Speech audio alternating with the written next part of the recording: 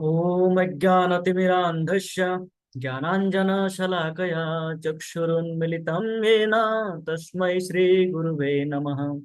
श्रीचैतन्यमनोभीष्टं स्थापितं येन भूतले स्वयं रूपः कदा मह्यं ददाति स्वपदान्तिकम्।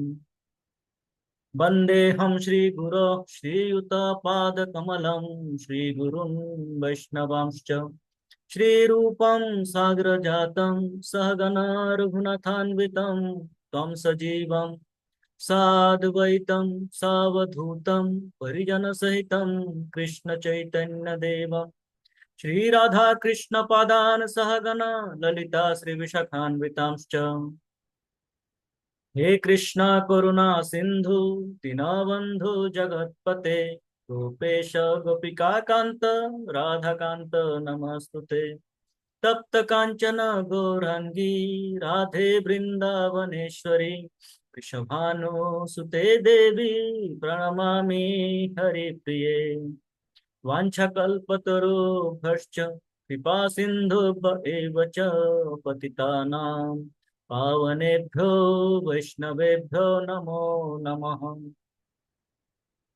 जय श्री कृष्ण चैतन्य प्रभु नित्यानंद श्री अद्वैत गदाधर श्रीवासादि गौर भक्त वृंद।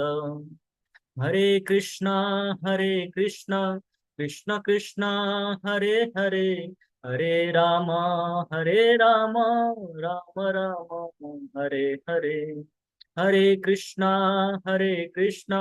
कृष्ण कृष्ण हरे हरे हरे राम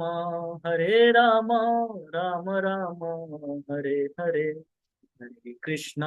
हरे कृष्णा कृष्ण कृष्ण हरे हरे हरे राम राम राम हरे हरे। हरे कृष्णा। तो सभी का स्वागत है हमारे प्रतिदिवसीय कार्यक्रम में। आज हम चर्चा करेंगे गोविंद दामोदर माधवेति। करारविन्देन पदारविन्दं मुखारविन्दे विनिवेशयन्तम् वटस्य पत्रस्य पुटे शयानं बालं मुकुन्दं मनसा स्मरामि। श्रीकृष्ण गोविंद हरे मुरारे हे नाथ नारायण वासुदेव जिह्वे पिबश्यामृतमेतदेव गोविन्द दामोदर माधवेति। विक्रेतुकामा किल गोपकन्या मुरारिपदार्पितचित्तवृत्ति दध्याधिकं मोहवसादगोचर गोविन्द दामोदर माधवेति। गृहे गृहे गोपवधूकुटुम्बा सर्वे मिलित्वा समवाप्ययोगम् पुण्यानि नामानि पठन्ति नित्यं गोविन्द दामोदर माधवेति। सुखं शयाना निलये निजेऽपि नामानि विष्णो प्रवदन्ति मर्ता वेनिचितं तन्मयतां व्रजन्ति गोविन्द दामोदर माधवेति। जिह्वे सदैवं भज सुन्दराणि नामानि कृष्णस्य मनोहराणि। समस्त भक्तार्तिविनाशनानि गोविन्द दामोदर माधवेति। सुखावसाने तु इदमेव सारम् दुःखावसाने तु इदमेव गेयम् देहावसाने तु इदमेव जातम् गोविन्द दामोदर माधवेति। श्री कृष्ण राधा वर गोकुलेश गोपाल गोवर्धन नाथ विष्णु जिह्वे पिब स्वामृतमेव तदेव गोविंद दामोदर माधवेति जिह्वे रसज्ञे मधुरा प्रिया त्वं सत्यं हितं त्वां परमं वदामि आवर्णयिता मधुराक्षराणि गोविन्द दामोदर माधवेति त्वामेव याचे मम देहि जिह्वे समागते दण्डधर कृतान्ते वक्तव्यमेवं मधुरं सुभक्त्या गोविन्द दामोदर माधवेति श्रीनाथ विश्वेश्वर विश्वमूर्ते श्रीदेवकी नंदन दत्त शत्रु जिह्वे पिबश्यामृतमेतदेव गोविंद दामोदर माधवेति गोविंद दामोदर माधवेति गोविंद दामोदर माधवेति हरे कृष्णा कृष्णा कृष्णा हरे हरे हरे राम हरे राम राम राम हरे हरे। हरे कृष्ण। अत्यंत सुंदर रचना है ये गोविंद दामोदर माधव की, अत्यंत सुंदर रचना है। प्रत्येक श्लोक में, प्रत्येक जो श्लोकों का जो भाव है जो प्रकाश कर रहे हैं। हाँ, इसमें मात्र 11 श्लोकों को उठाया गया है। मुख्यतः इसमें आई थिंक 71 72 कुछ 71 72 श्लोक है मूल रचना में। उसमें से इनको उठाया गया है जो कि रिलेटेड है 11 श्लोक। तो ये 11 श्लोकों का भावना हमने 7 श्लोकों तक पढ़ा कि किस प्रकार हमारा जीवन का, हमारे जीवन का जो कर्तव्य है, एकमात्र कर्तव्य है भगवान का सेवा करना, भगवान की सेवा में नियुक्त रहना और उसी में आनंद प्राप्ति करना। सेवा भगवान का करना है, आनंद उसी में प्राप्ति करनी है। भगवान के सेवा में आनंद है, यदि मुझे वो प्राप्त नहीं हो रहा है तो वो मेरा व्यक्तिगत अवस्था है, असुविधा है। व्यक्तिगत कारणों से मैं उसका स्वाद आस्वादन नहीं कर पा रहा हूं। जिस प्रकार रूप गोस्वामी उदाहरण देते हैं कि जैसे जब पीलिया हो जाते हैं हमें, है जॉन्डिस के पेशेंट हो जाते हैं, तो हमारे जिह्वा का स्वाद खराब हो जाता है। मान लीजिए वैसे भी 3 4 दिन का बुखार हो, उसके बुखार के बाद जब हम उठते हैं तो हमारे जिह्वा का टेस्ट खराब हो जाता है, कुछ अच्छा नहीं लगता है। फिर थोड़ा शुरू करते हैं, थोड़ा थोड़ा खाते खाते टेस्ट आ जाते हैं, क्योंकि हम खाना छोड़ते नहीं है। तो खाते खाते टेस्ट पुनः रिटर्न आ जाते हैं, है। पर टेस्ट नहीं आ रहा है, वो कारण क्या था? भोज्य पदार्थ प्रसादम वही थे, पर क्योंकि मेरा जिह्वा खराब हो गया था, उसमें टेस्ट बर्ड्स खराब हो गए थे, तो वो टेस्ट आस्वादन नहीं कर पा रहे थे, रस आस्वादन नहीं कर पा रहे थे। प्रसादम वही प्रसादम, जब मैं प्रयास करता रहा, हाँ, उसके बाद क्या हुआ, वही प्रसादम मुझे पुनः अच्छा लगने लग गई। तो ये जो भगवान का नाम लेना, भगवान का सेवा करना, ये मेरा मुख्य कर्म है, मैं यही करता आया हूँ। पर कुछ समय के लिए मैं ये भूल गया, बुखार आ गया, बुखार से पीड़ित होके मैंने खाना पीना बंद कर दिया था, और अब मेरा स्वाद खराब हो गया है। तो मेरा प्रयास यह है कि वो स्वाद को लेके आना है। पूरे सारे श्लोकों में यही बता रहा है कि जिह्वे पिबश्यामृतम एतद एव। हे जिह्वा, ये अमृत है, इसमें कोई संदेह मत करो कि ये क्या है, क्या मुझे पिला रहे हो, क्या खिला रहे हो, कहाँ मुझे भक्ति में लगा दिया। ये अमृत है, इसमें कोई संदेह नहीं। तुम्हारी टेस्ट खराब हो गई है, तुम इसमें टेस्ट लेने का, उसको टेस्ट पुनः पाने का प्रयास करो, कारण तुम पहले भी यही करते आए हो, हैं?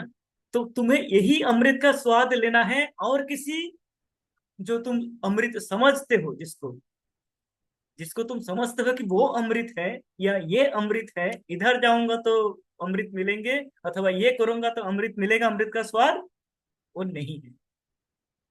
समस्त भागवतम भी यही कहते हैं कि जो अमृत का प्रयास करते रहते हैं उनको अमृत नहीं मिलते हैं। पूर्ण प्रयास करते हैं, हिरण्यकशिपु को कठोर तपस्या किए, क्या चाहिए था?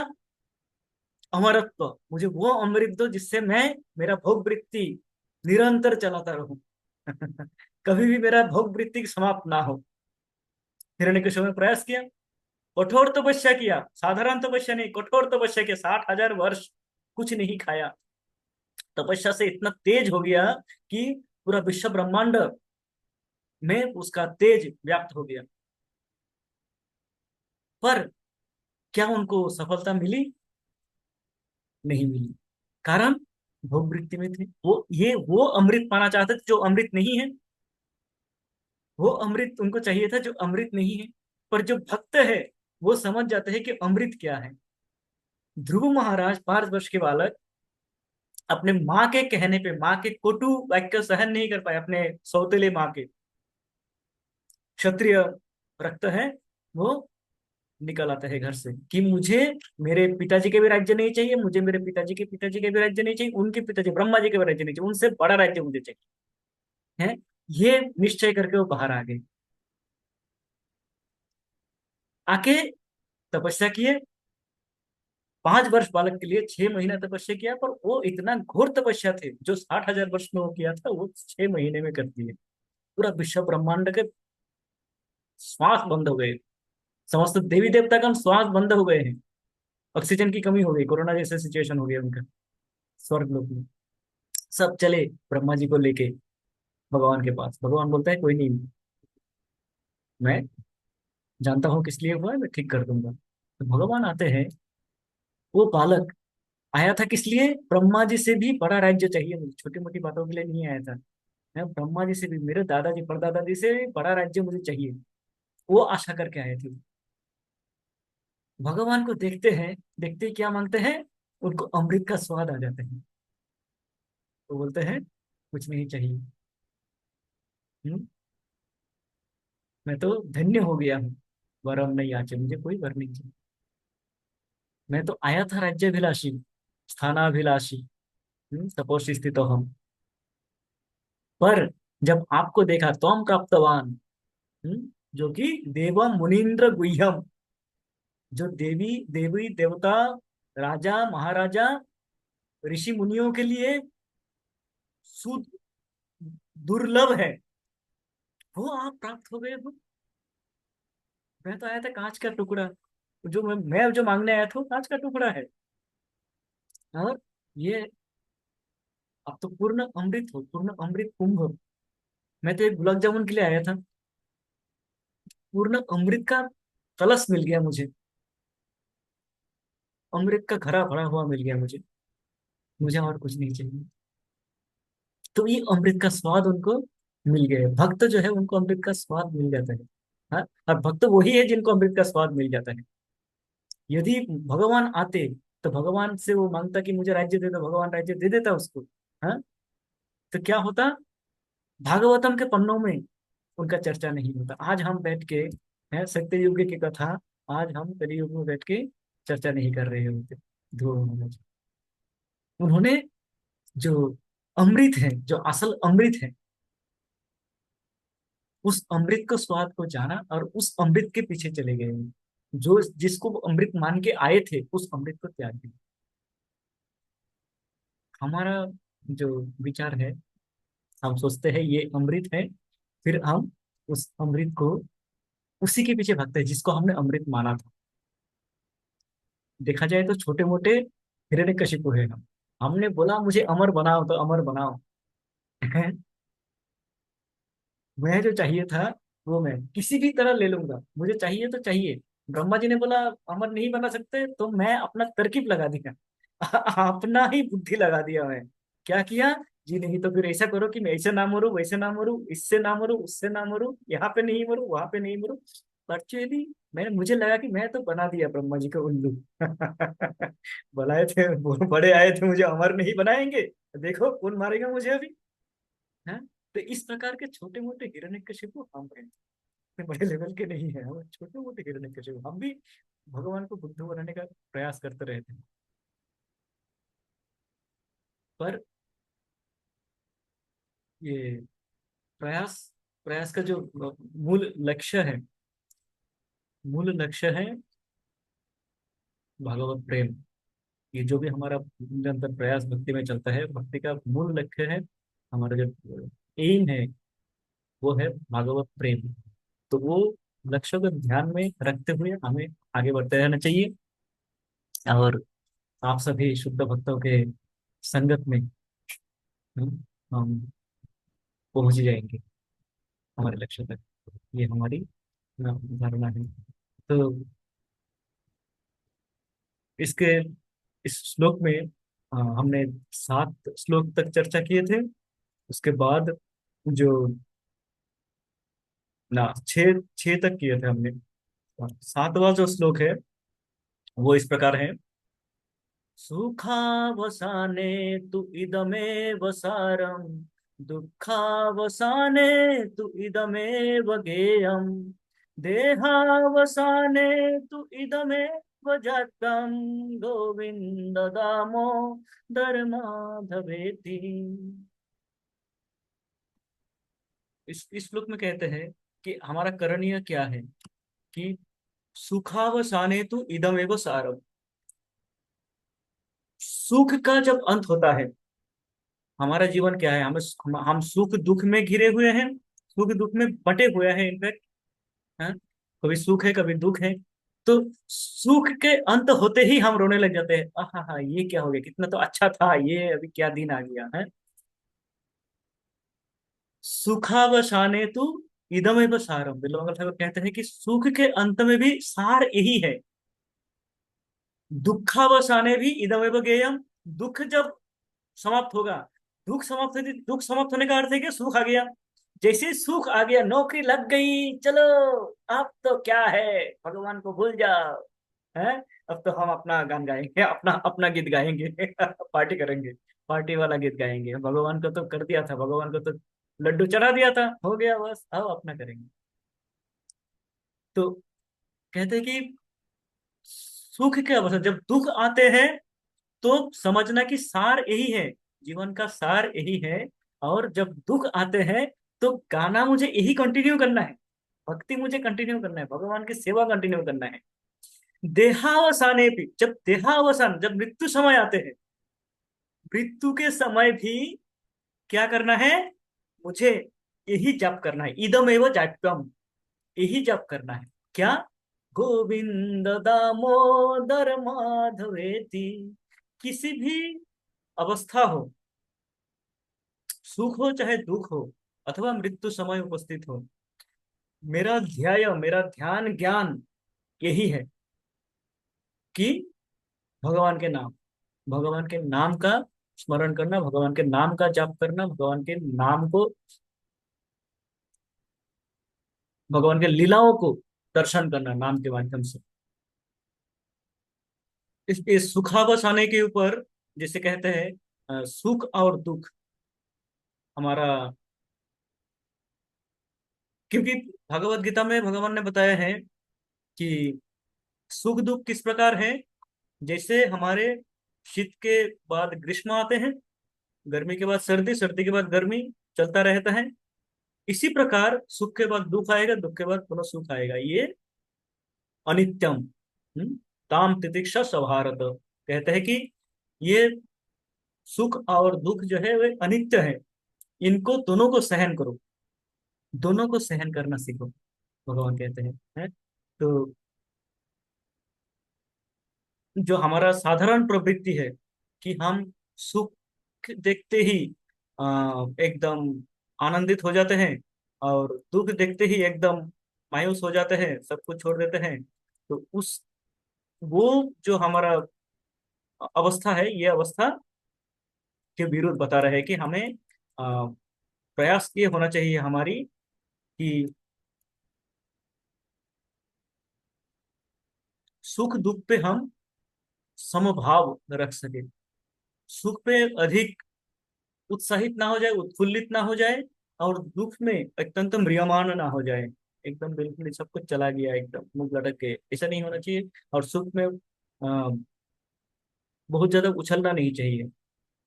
कारण ये ध्यान रखना है कि सुख है तो उसके बाद दुख आएंगे। इदम एवं सारम, दुख जो आया है ये सार है जीवन का, सुख सदा के लिए नहीं है। हम्म? श्रीमद् भागवतम से, एक भागवतम में एक श्लोक है सप्तम स्कंद के, जहाँ पे हम जानते हैं हिरण्यकशिपु जब तपस्या के लिए चले जाते हैं, उस समय देवतागण आते हैं, आके समस्त असुरों को मारने का प्रयास करते हैं, और माता कयाधु को अरेस्ट करके लेके जा रहे होते हैं। हाँ, उस समय नारद मुनि आते हैं। नारद मुनि आके बताते हैं, अरे तुम इसको किसको पकड़ के लेके जा रहे हो?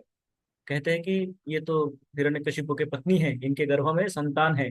तो हाँ, नीम के पेड़ में नीम का ही पेड़ होगा, नीम के पेड़ में नीम का ही फल लगेगा, तो हमें उसको जन्म से पहले ही समाप्त कर देना है। ये विचार करके देवराज इंद्र अरेस्ट करके लेके जा रहे थे। पर नारद मुनि कहते नहीं, तुम भूल कर रहे हो, ये तो महाभक्त है, परम भक्त है। तो देवतागण क्या करते हैं, तुरंत मान जाते हैं। ये दैवी लक्षण है। दैवी लक्षण क्या है कि साधु संतों ने जो कहा उसको तुरंत मान लिया। आसुरिक प्रवृत्ति क्या है कि आप कैसे पता, आपको क्या पता है, हिरण्यकशिपु के बेटा भक्त कैसे बन जाएंगे? लेकिन देवराज इंद्र ने कोई तर्क नहीं किया, तुरंत माने, माता को प्रदक्षिण किए करके माता जी को नारद मुनि के सुपुर्द करके वो चले जाते हैं। वहां पे कुछ समय नारद मुनि के आश्रम पे माता कयाधु रहते हैं, तथा माता कयाधु के गर्भ में होते हैं प्रहलाद मुनि, और माता कयाधु को शिक्षाएं देते हैं, भागवत शिक्षाएं देते हैं नारद मुनि, और वो गर्भ में बैठ के सुन रहे होते हैं, और सुन के वो भक्त बन जाते हैं। अपने गुरु का दर्शन भी नहीं किए हैं, गुरु के हाथों से आशीर्वाद नहीं लिए, केवल गुरु का श्रवण किया, और वो दीक्षित हो जाते हैं, और भगवत धर्म में दीक्षित हो जाते हैं, इस प्रकार भक्त बन जाते हैं। तो उस समय जो शिक्षाएं देते रहते हैं, उसमें एक श्लोक कहते हैं, सुखाय दुख मोक्षाय संकल्प इह कर्मिणा, सदा प्रीतहया दुखम अनिहाया सुखावृत। कहते कि सुखाय दुख मोक्षाय, सुखाय सुख अर्जन करने के लिए, दुख मोक्षाय दुख से मुक्ति पाने के लिए, संकल्प ये संकल्प करके, यह कर्मणि इस भौतिक जगत में, यह अर्थात इस भौतिक जगत में क्या करते हैं मनुष्य, अपने अथाह परिश्रम करते रहते हैं, अपने परिश्रम में लगा रहता है कि मुझे दुख दूर करना है, सुख पाना है। पर उससे होता क्या है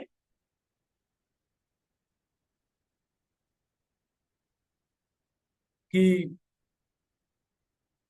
जो वो सोच के आता है कि उसको सुख चाहिए, वो सुख उनको मिलता नहीं है, सुख की प्राप्ति हो नहीं पाती है। जो सुख वो सोच के आता है वो सुख की प्राप्ति हो नहीं पाती है। जी सुंदर देवी माता जी। हरे कृष्ण भैया।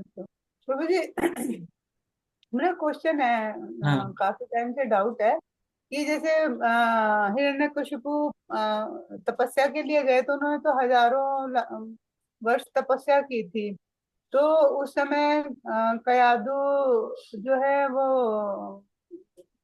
प्रेग्नेंट थी, और प्रहलाद महाराज उनके गर्भ में थे। तो जब वो आए तो 5 ही वर्ष के थे प्रहलाद महाराज। तो ये कैसे मतलब। हाँ, थोड़ा सा लास्ट में कट गया है, पर मुझे लगता है जो प्रश्न आपका है माता जी, हरे कृष्ण जी, मैं दोबारा बोलूं प्रभु जी? ना ना ठीक है, मैं रिपीट करता हूँ, देख लीजिए कि हो ठीक बता रहा हूँ कि नहीं। कि आपका जो प्रश्न है ये है कि यदि 60,000 वर्ष तक, हजारों वर्ष तक तपस्या किए हिरण्यकशिपु, और जाने से पहले गर्भवती थे, तो वो जब आए तो 5 वर्ष के बालक कैसे हुए, है ना? तो एक्चुअली जन्म कैसे हुआ, जन्म कब हुआ, फिर प्रहलाद महाराज गर्भ में ही थे जब तक हिरण्यकशिपु नहीं आते हैं, उनका जन्म नहीं हुआ था आने से पहले, आने के बाद ही जन्म हुआ। हैं? जन्म होने, हिरण्यकशिपु शक्तिशाली होके आ गए हैं, पूरा शक्ति अर्जन करके आ गए हैं। आके वो अपना जो मंदिर तोड़ना, ब्राह्मणों को मारना, गायों को मारना इत्यादि अपना आसुरिक कार्यकलाप प्रारंभ कर दिए हैं। प्रहलाद महाराज का जन्म होते हैं, उनका जब 5 वर्ष के आयु होते हैं तब उनमें वो लक्षण दिखाई देने लग जाते हैं? तब वो लक्षण इनके इनको दृश्यमान होते हैं, वो देख पाते हैं जब वो चर्चा में आते हैं। इस प्रकार है माता जी। तो ये अब 60,000 वर्ष तक गर्भ में कैसे रहे? तो ये है कि अ, सत्ययुग में इस प्रकार के वर्णन है कि जो जीवात्मा होते थे मातृगर्भ में इस प्रकार रहते थे। जैसे हिरण्यकशिपु स्वयं, हिरण्यकशिपु और हिरण्यक्ष, जब इनको पता चला माता दीति को कि ये आएंगे, ये जन्म लेंगे, तो माता दीति को समझ में आता है कि मैंने कुछ भूल कर दिया है। और ये भूलवशत, भूल के कारण यदि ये दोनों भूमिष्ठ होते हैं मेरे पुत्र, तो क्या होंगे? ये पूरा सृष्टि को विनाश करने के लिए दोनों पर्याप्त हैं। तो उन्होंने क्या किया? इनको जन्म को रोक लिया, हजारों वर्ष तक इनके जन्म को रोक लिया। इस प्रकार भगवत में वर्णन है। तो वो शक्ति हुआ करते थे। हाँ, सीतामुखी माता जी। Thank you. सॉरी, महामाता यार कुछ बताएंगे? थैंक यू प्रभु।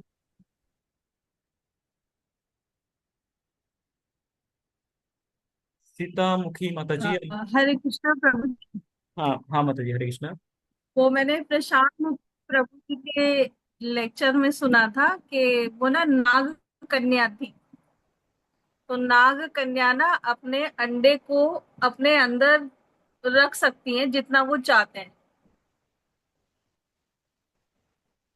हाँ, ये भी हो सकता है। कयाधु जो थी वो नाग कन्या थी।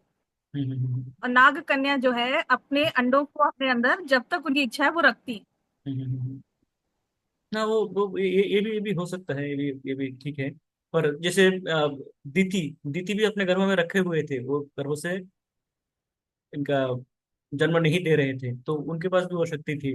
तो सत्ययुग में थे, शक्तियां थे, किसी भी रूप में हो उनके पास ये शक्ति थी। प्रभु जी, ये मैंने भी सुना था एक लेक्चर में कि कयादु नाग कन्या थी। वो अपनी इच्छा अनुसार मतलब जब चाहे तब हम्म। रख सकते हैं। भागवतम में जैसे हरे कृष्णा प्रभु, दंडवत प्रणाम। नरो- सुखदेव महाराज जी प्रभु 12 साल तक घर में रहे। हाँ हाँ, तो बोले स्वयं स्वयं बाहर नहीं आ रहे थे ट्यूबलेशन में। तो इस प्रकार के वर्णन है, इस प्रकार के वर्णन है कि वो कर सकते थे। उनकी वह शक्तियाँ थी विभिन्न रूप में, चाहे जैसे माता बता रहे नाग कन्या हो, चाहे दीति हो, चाहे सुखदेव गोस्वामी हो, तो वो गर्भ में रहना वो इनके ऊपर। जैसे 4 कुमार हुए, 4 कुमार ने बोला कि हम इसके बाद बड़े ही नहीं होंगे, हम यही आयु यहीं तक रुक रुक के रखेंगे। तो वहीं तक रुके हुए हैं वो। तो वे उनके साधना का बल होंगे तो कर पाते हैं। पर ये तो ठीक है कि हाँ हाँ, हम कहाँ पे थे? सुख, हाँ, सुख दुख के संकल्प करके हम संकल्प लेके कि मैं अपना दुख को दूर कर दूंगा और सुख को प्राप्त करूंगा।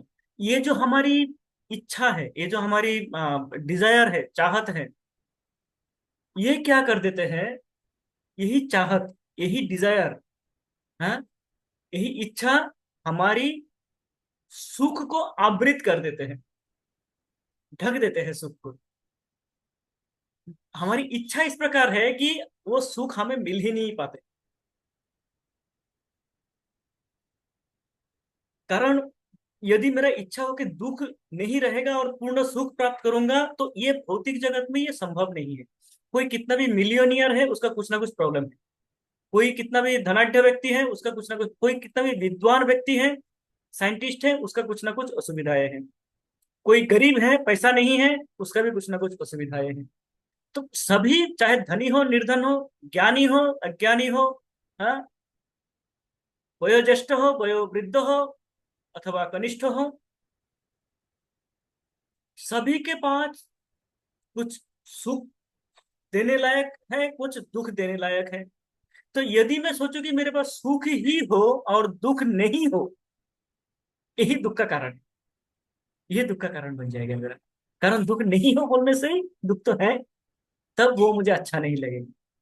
यदि मैं ये मान पाऊं कि आ, सुख और दुख क्या है, ये सब भगवान के, दोनों भगवान के ही आशीर्वाद है। सुख हो चाहे दुख हो, ये दोनों भगवान के ही आशीर्वाद है, और भगवान ने ही दिए हैं मुझे ये दोनों। सुख भी मैंने नहीं अर्जन किया है, दुख भी मैंने अर्जन नहीं किया है, ये दोनों मुझे भगवान ने दिए हैं, मैं अपना कार्य किया है। हाँ? इस प्रकार यदि मैं अपने भावनाओं को नियंत्रण कर सकूं तो क्या होगा। भगवान भगवत गीता में कहते हैं कि सुखेशु दुखेशु अनुद्विग्न मना, सुखेशु विगत स्पृहा, वीतराग भय क्रोध, स्थित धीर मुनिरुच्यते। भगवान कहते स्थित धीर मुनि वही है जो स्थित स्थित प्रज्ञ व्यक्ति वो है जिन्होंने सुख में भी विगत स्पृहा, सुख में उनका बहुत ज्यादा आकर्षण नहीं है, दुखेशु निरुद्विग्न मना, दुख आ गया है तो भी उद्विग्न नहीं हो गया है, क्या होगा, क्या करेंगे, अब कैसे होगा, कैसे चलेगा मेरा। हाँ, दोनों में क्या है, वीतराग भय क्रोध, आकर्षण और भय क्रोध, सबसे वो जो दूर जा सकते हैं, सबसे जो ऊपर उठ सकते हैं, वह स्थित अधि, उनका जो बुद्धि है स्थिर बुद्धि संपन्न व्यक्ति कहा जाता है, वो प्रकृत सुख को प्राप्त कर सकते हैं। कारण सॉरी, ये संकीर्तन धर्म प्रभु, आप कुछ कहना चाहते हैं? हरे कृष्णा प्रभु जी, दंडवत प्रणाम। यो प्रभु। हाँ प्रभु जी, यहाँ पे जैसे सुख और दुख में जो मतलब हम भेद ना करें, तो हम्म। वो सिचुएशन तो प्रभु जी मतलब एक शुद्ध भक्ति ही हो सकती है। तो हम जैसे अभी जैसे मतलब भक्ति में अभी हम अपने को नहीं समझते हैं प्रभु जी, ज्यादा हमारा मतलब वो मतलब कनिष्ठ या मध्यम अधिकारी तक भी नहीं पहुंच पाए हैं अभी हम। तो प्रभु जी हम ये सिचुएशन में कैसे पहुंच पाएंगे कि मतलब हम सुख और दुख में दोनों में समान रहें, और भगवान की भक्ति हमेशा हमारे दिमाग में रहे। मतलब भगवान के क्योंकि जो शुद्ध भक्त होंगे वही उस लेवल पे पहुंच पाते हैं जहाँ पे सुख दुख को भगवान का प्रसाद समझ के हम ग्रहण करें। तो क्योंकि हमारा जो लेवल होगा उसी हिसाब से हम काम करेंगे, कार्य करेंगे। तो वो लेवल तक पहुंचना प्रभु जी कैसे कैसे संभव होगा, कैसे करेंगे प्रभु जी? जी, तो इसके लिए हमें समझना पड़ेगा कि साधारणतः सुख आते हैं तो हमें तो कोई प्रॉब्लम नहीं है, तो अच्छा ही लगता है? प्रॉब्लम है हमारा दुख के साथ में, कि दुख आते हैं तो हम सहन नहीं कर पाते हैं। तो पहले तो ये समझना पड़ेगा जब सुख आ रहा है उस समय हम किस प्रकार मन को नियंत्रण कर सके, जब सुखी हो, जब बहुत सब कुछ जय। सुख क्या है एक्चुअली, आप देखेंगे कि मेरा सुख क्या है। जो मेरा सुख है वो हो सकता है आपका सुख ना हो। कारण क्या है, सुख आपका है, मेरा सुख मेरा है। मेरा सुख आपका सुख क्या है, हम भौतिक जगत में जीव का सुख क्या है, जो मैं चाहता हूं उस प्रकार कार्य हो रहा है तो मैं सुखी। मेरे हिसाब से कार्य चल रहा है, मेरी गाड़ी मेरे हिसाब से चल रहा है तो मैं सुखी हूं। गाड़ी घुमाना पड़ गया तो मैं दुखी हो जाता हूं। है? तो ये मूल तत्वों को जब हम समझेंगे कि मैं जो चाहता हूं उस प्रकार से गाड़ी चलनी चाहिए, ये जो भावना है, ये भावना ठीक नहीं है, ये भूल है। कारण मेरे चाहत के हिसाब से गाड़ी चलेगी नहीं। गाड़ी चलेगी सरकार के कानून के हिसाब से।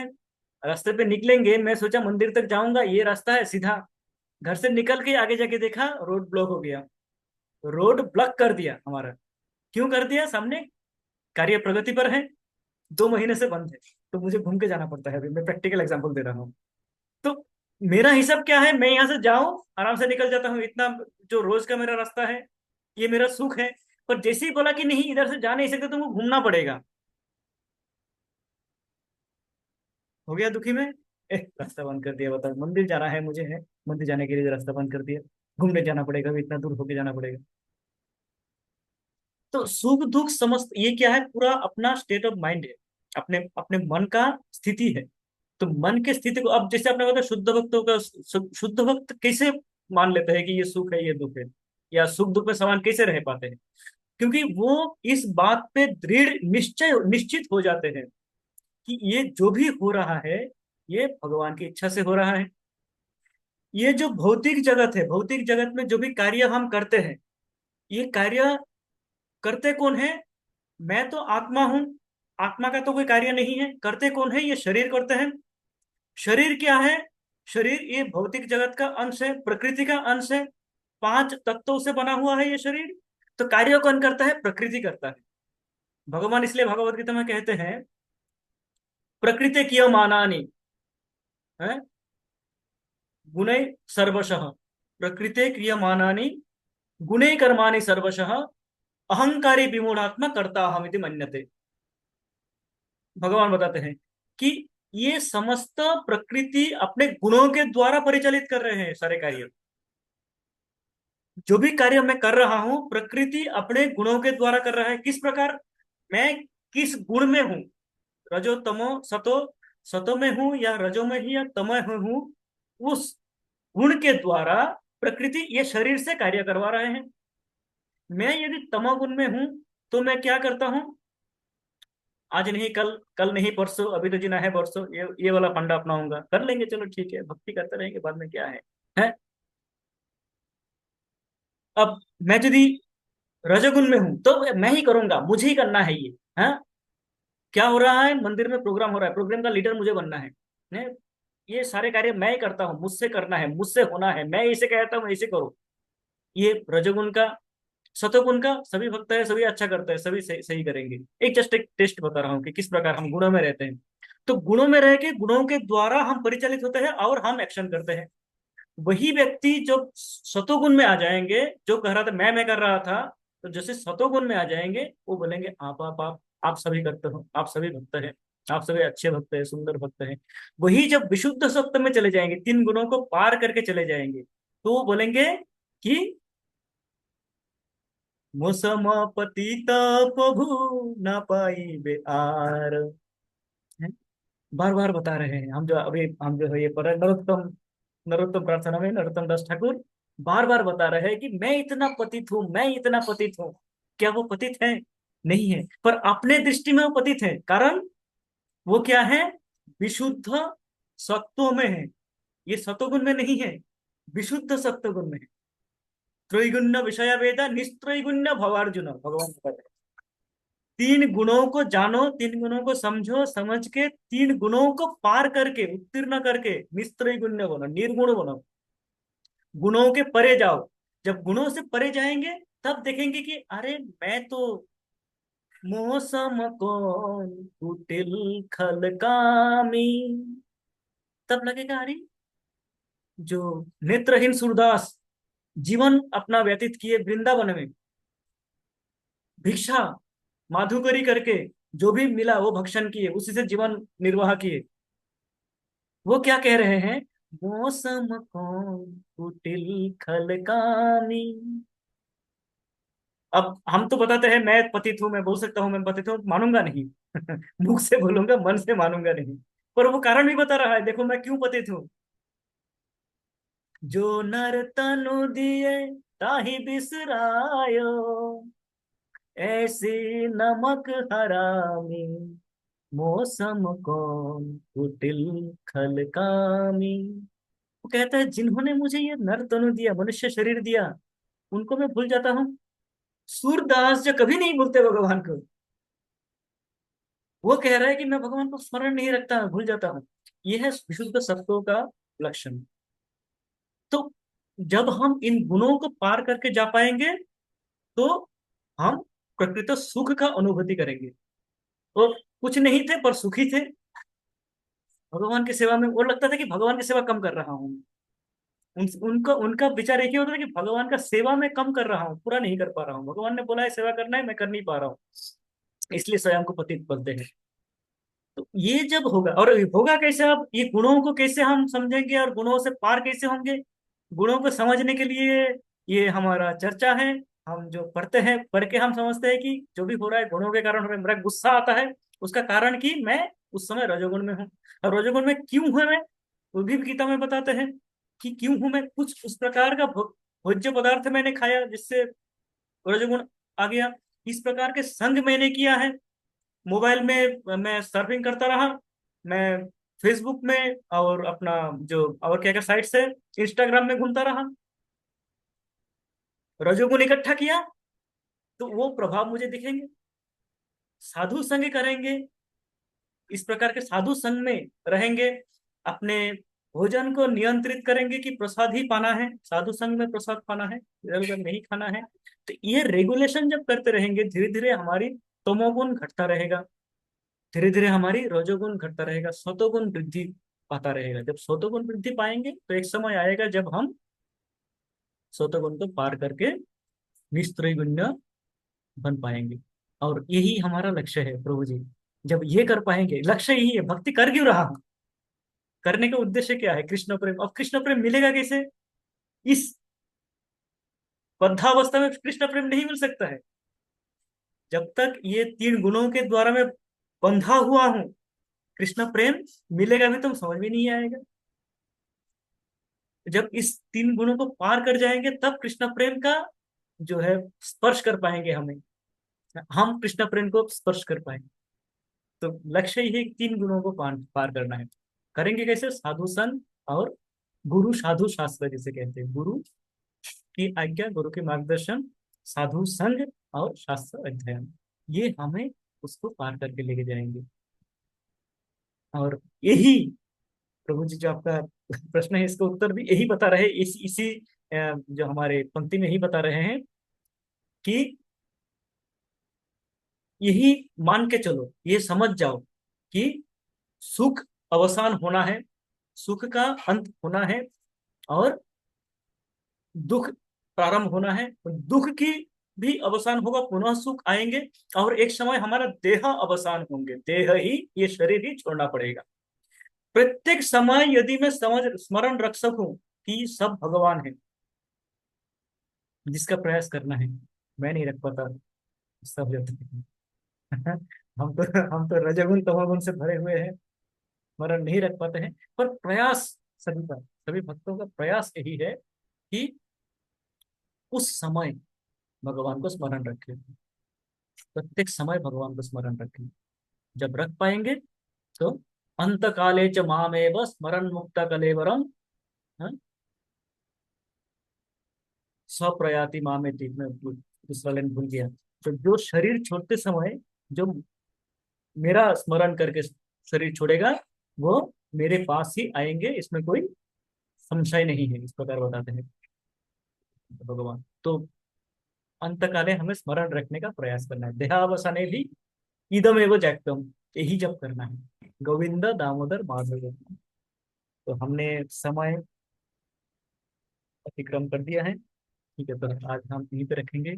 ये गोविंद दामोदर माधव, इस तीन नामों के विषय में जब सोच रहा था, इस तीनों नामों में बहुत सारे अम, रस घुसे हुए हैं, माने वो तीनों पके हुए आम हैं। तीनों को निचोड़ेंगे तो क्या निकलेगा? आम रस निकलेंगे, बहुत मीठा, बहुत सुस्वादु। अगला बार जब हमें अवसर मिलेगा, अगला अवसर में हम इन तीन नामों के विषय में चर्चा करेंगे प्रथम। हाँ, इसके बाद हम आगे बढ़ेंगे। आप सभी क्वेश्चन का धन्यवाद, सभी ने ध्यानपूर्वक सुना और साथ दिया, धन्यवाद। प्रभु जी, वांछित। गोविंद नाम से भगवान बहुत खुश होते हैं। हाँ हाँ, उनको गोविंद। गोविंद नाम सबसे ज्यादा प्रिय है, उनको गोविंद जितना बोलो ना उतना ज्यादा खुश होते हैं वो। गोविंद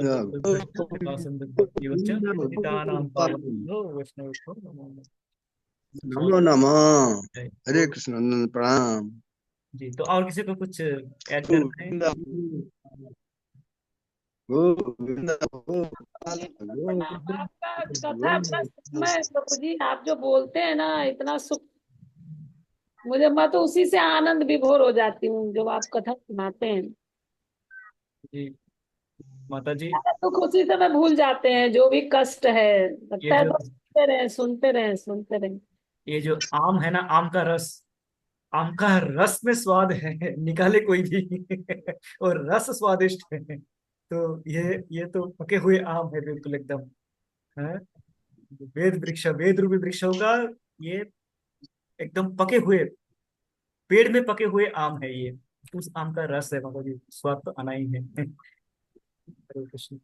हरे कृष्ण। ठीक है प्रभु जी, बहुत बहुत आपका आभार, हम सबको आप साथ में इतनी सुंदर सुंदर इतनी डीपली आप समझाते हैं, और अच्छा भी लगता है, ऐसे समाज सा बंद जाता है ना, आप जो सुनाते हैं। Thank you.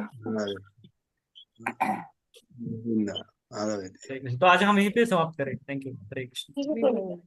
हरे कृष्ण।